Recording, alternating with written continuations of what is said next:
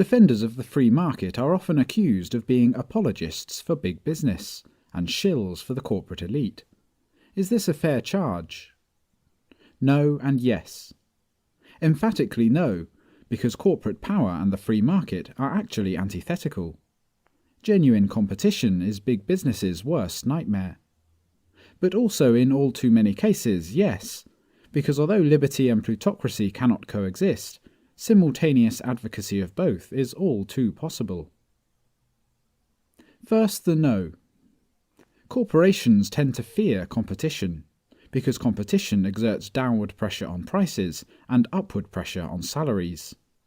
Moreover, success on the market comes with no guarantee of permanency, depending as it does on outdoing other firms at correctly figuring out how best to satisfy forever changing consumer preferences. And that kind of vulnerability to loss is no picnic.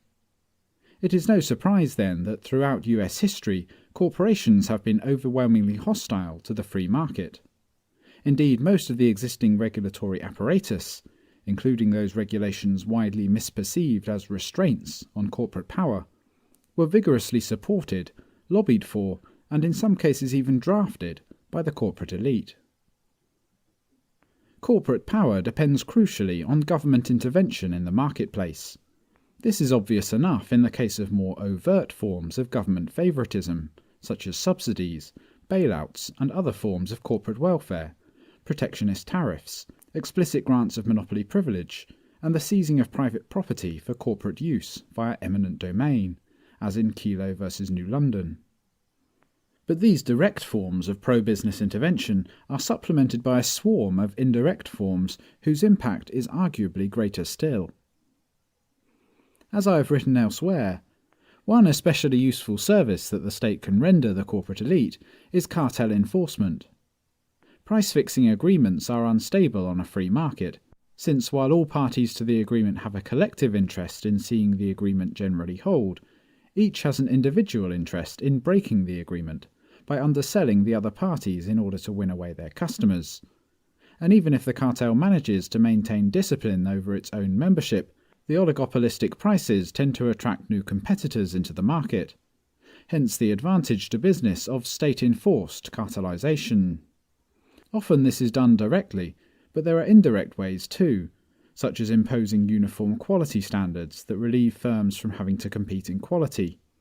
And when the quality standards are high, lower quality but cheaper competitors are priced out of the market. The ability of colossal firms to exploit economies of scale is also limited in a free market, since beyond a certain point the benefits of size, e.g. reduced transaction costs, get outweighed by diseconomies of scale, e.g. calculational chaos stemming from absence of price feedback, unless the state enables them to socialize these costs by immunizing them from competition, e.g. by imposing fees, licensure requirements, capitalization requirements, and other regulatory burdens that disproportionately impact newer, poorer entrants as opposed to richer, more established firms. Nor does the list end there. Tax breaks to favoured corporations represent yet another non-obvious form of government intervention. There is of course nothing anti-market about tax breaks per se, quite the contrary.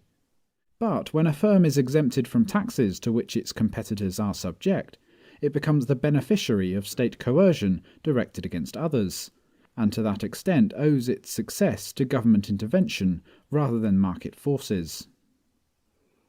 Intellectual property laws also function to bolster the power of big business. Even those who accept intellectual property as a legitimate form of private property can agree that the ever-expanding temporal horizon of copyright protection, along with disproportionately steep fines for violations, measures for which publishers, recording firms, software companies and film studios have lobbied so effectively, are excessive from an incentival point of view, stand in tension with the express intent of the Constitution's Patents and Copyrights Clause, and have more to do with maximizing corporate profits than with securing a fair return to the original creators. Government favoritism also underwrites environmental irresponsibility on the part of big business. Polluters often enjoy protection against lawsuits, for example, despite the pollution's status as a violation of private property rights. When timber companies engage in logging on public lands, the access roads are generally tax-funded, thus reducing the cost of logging below its market rate. Moreover, since the loggers do not own the forests, they have little incentive to log sustainably. In addition, inflationary monetary policies on the part of central banks also tend to benefit those businesses that receive the inflated money first, in the form of loans and investments, when they are still facing the old lower prices, while those to whom the new money trickles down later, only after they have already begun facing higher prices, systematically lose out.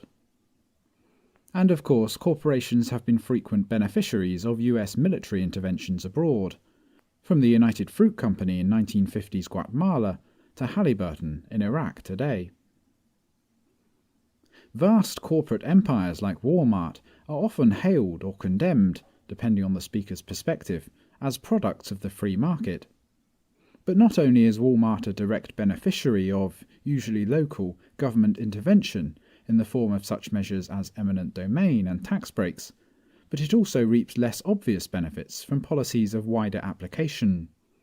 The funding of public highways through tax revenues, for example, constitutes a de facto transportation subsidy, allowing Walmart and similar chains to socialize the costs of shipping, and so enabling them to compete more successfully against local businesses.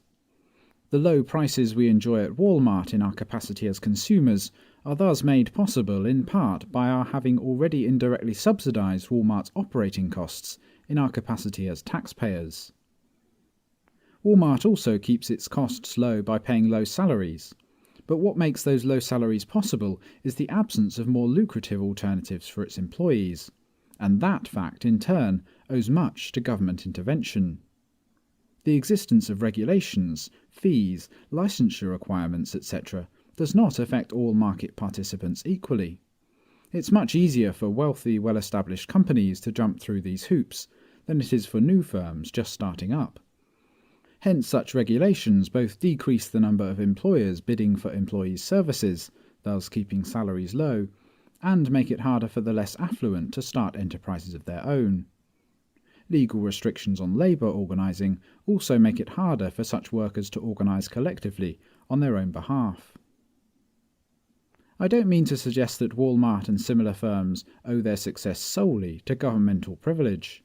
Genuine entrepreneurial talent has doubtless been involved as well. But given the enormous governmental contribution to that success, it's doubtful that in the absence of government intervention such firms would be in anything like the position they are today. In a free market, firms would be smaller and less hierarchical, more local and more numerous, and many would probably be employee-owned. Prices would be lower and wages higher, and corporate power would be in shambles. Small wonder that big business, despite often paying lip service to free market ideals, tends to systematically oppose them in practice. So where does this idea come from that advocates of free market libertarianism must be carrying water for big business interests? Whence the pervasive conflation of corporatist plutocracy with libertarian laissez-faire? Who is responsible for promoting this confusion? There are three different groups that must shoulder their share of the blame. Note, in speaking of blame, I am not necessarily saying that the culprits have deliberately promulgated what they know to be a confusion. In most cases, the failing is rather one of negligence, of inadequate attention to inconsistencies in their worldview. And as we'll see, these three groups have systematically reinforced one another's confusions. Culprit 1. The left. Across the spectrum, from the squishiest mainstream liberal to the bomb-throwingest radical leftist, there is widespread, though not, it should be noted, universal, agreement that laissez-faire and corporate plutocracy are virtually synonymous. David Corton, for example, describes advocates of unrestricted markets, private property, and individual rights as corporate libertarians, who champion a globalized free market that leaves resource allocation decisions in the hands of giant corporations, as though these giant corporations were creatures of the free market rather than of the state. While Noam Chomsky, though savvy enough to recognize that the corporate elite are terrified of genuine free markets, yet in the same breath will turn around and say that we must at all costs avoid free markets, lest we unduly empower the corporate elite. Culprit 2. The right. If libertarians' left-wing opponents have conflated free markets with pro-business intervention, libertarians' right-wing opponents have done all they can to foster precisely this confusion. For there is a widespread, though again not universal, tendency for conservatives to cloak corporatist policies in free market rhetoric. This is how conservative politicians in their presumptuous Adam Smith neckties have managed to get themselves perceived, perhaps have even managed to perceive themselves, as proponents of tax cuts, spending cuts, and unhampered competition, despite endlessly raising taxes, raising spending, and promoting government-business partnerships. Consider the conservative virtue term privatization, which has two distinct, indeed opposed, meanings. On the one hand, it can mean returning some service or industry from the monopolistic government sector to the competitive private sector, getting government out of it. This would be the libertarian meaning. On the other hand, it can mean contracting out, i.e. granting to some private firm a monopoly privilege in the provision of some service previously provided by government directly. There is nothing free market about privatization in this latter sense, since the monopoly power is merely transferred from one set of hands to another. This is corporatism, or pro-business intervention, not laissez-faire.